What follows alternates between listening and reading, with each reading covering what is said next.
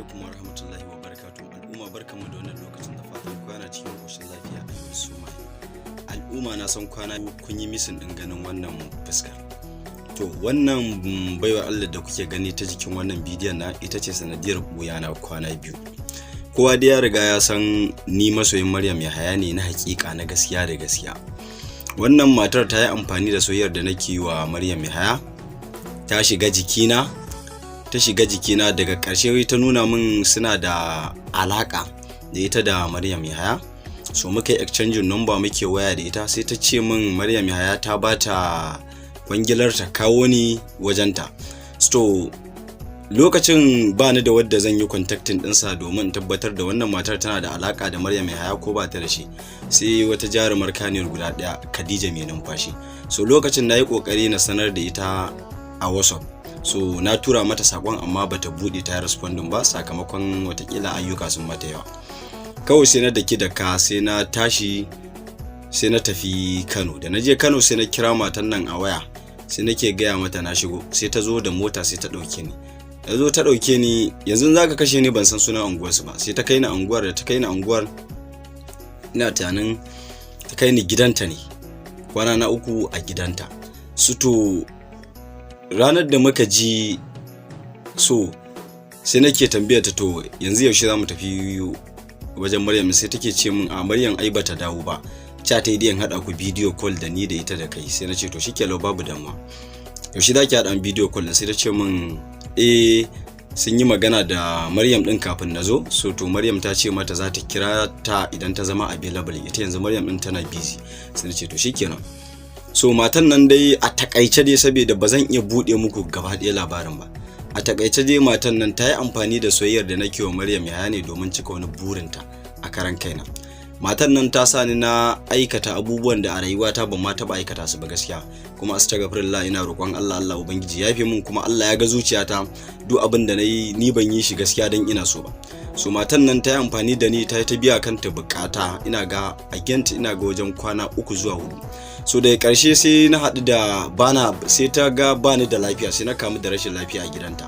So da ta ga na kamu da rashin lafiya a gidanta, so sai ta yi kokari ta yadda za a yi na koma gida, saboda bani da lafiya kan na je in wuce mata. So shine sai ta ɗauko ni, sai ta kani ɗan kaba, da ta kani ɗan kaba, sai ta ɗau, bana cikin yanayin da zan iya gane me ma ake, sai ta ɗau kuɗi ta bani na ɗan yi transport. So sai na dawo gida, da na dawo gida kuma ina ta ɗan shan magunguna da sauransu.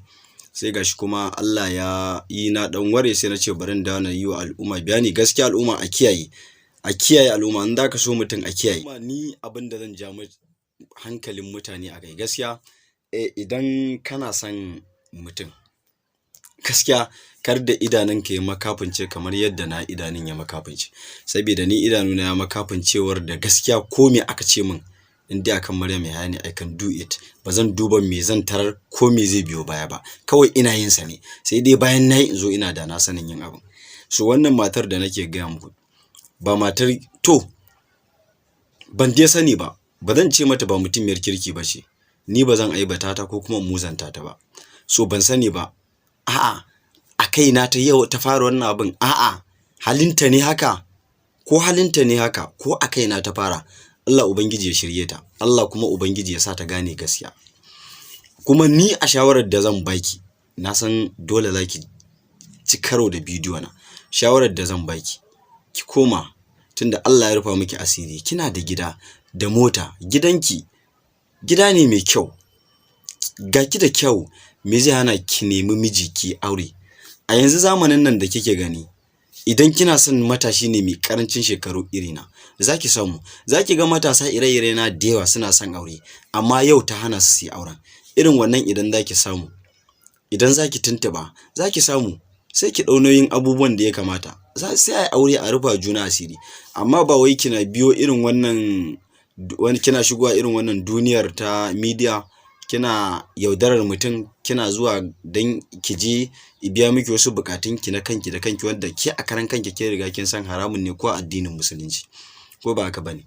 So wannan abin da kika yi, ni bazan ce miki Allah isa ba, sannan bazan zage ki ko kuma bazan ci mutuncin ki ma. Da ban so ma in daura hoton ki ba, so ina so in daura hoton ki ne saboda matasa irina su tsallake daga sharrinki, ko da a ce za ki ƙara faɗa kan wani, to na ɗaura hotonki ne domin duk wani matashi da yake TikTok ya kalli hoton domin ya gane ki, ko da kin mai daɗin baki kar ya kuskure ya je inda kike kamar yadda na je. Ni dai na je, kuma wallahi tallahi da na je na dawo ina gaya muku na kai sati a gida, wallahi ba ni da lafiya. Kuma har yanzu a gidanmu mahaifiyata ko wani babu wanda na gaya me ya faru, saboda ban san ta ina zan fara ba. Kawai dai ni dai na san sun yi ta jigila da ni asibiti, an kani dai na dawo gida a cikin wani yanayi, kuma na riga na san me ya sa min wannan abun. Abu ne aka sa ni nayi wanda ni ban taɓa yin sa nake ba, kuma aka zo bayan yin ba ma wai yi irin na a marmarce ba, a'a kawai na hauka, shi kawai ya sa ya mun kozin, ya zuba mun zazzaɓi ne da sauransu dai. Allah ya sa mu dace, Allah ya shirye ki kuma. Assalamu alaikum wa rahmatullahi wa barakatuh. Yanzu dai ƙorafina akan wasu daga cikin jaruman Kannywood, ma'ana makusanta jarumata Maryam Yahaya, a kansu zan yi ƙorafi. Ko ku ya kamata ku tabbatar da cewa ni masoyin jaruma Maryam Yahaya ne na haƙiƙa. Ya kamata ku cusa mata ra'ayin cewa ta neme ni domin in ganta mu tattauna da ita. Ya kamata ku tabbatar mata da cewa ni masoyinta ne na haƙiƙa. Na farko, Minal Ahmad, Amal Umar, Momi Gombe, Maryam Sambo, Shamsu Ɗan'iya. Waɗannan mutanen ya kamata ku tabbatarwa da cewa jaruma Maryam Yahaya ni El Shanawa masoyinta ne na haƙiƙa, kuma ya kamata ta yi responding ɗina. Ko babu komai, kun tabbatar, ba ma ku ba, duniya ta tabbatar da cewa ni masoyin Maryam Yahaya ne. Kuma ina da yaƙini cewa duniya ba ta da wani fans da ya kai ni ƙaunarta. Ni ne nake ƙaunarta fiye da kowa. Duk cikin fans ɗinta babu wanda yake son ta kamar ni. Ya kamata a yanzu a matakin da ake ciki, ko da irin gwagwarmayar da na sha akan Maryam Yahaya, da irin ƙalubalen da na fuskanta a rayuwa, da challenging irin na gidan talabijin da jaridu da suke ta rubuce-rubucensu a kaina, da kuma ibtila'i da na faɗa sakamakon soyayyar da nake mata, ya kamata a ce ta duba waɗannan al'amuran. Ta ce wannan bawan Allah gaskiya masoyina ne na haƙiƙa.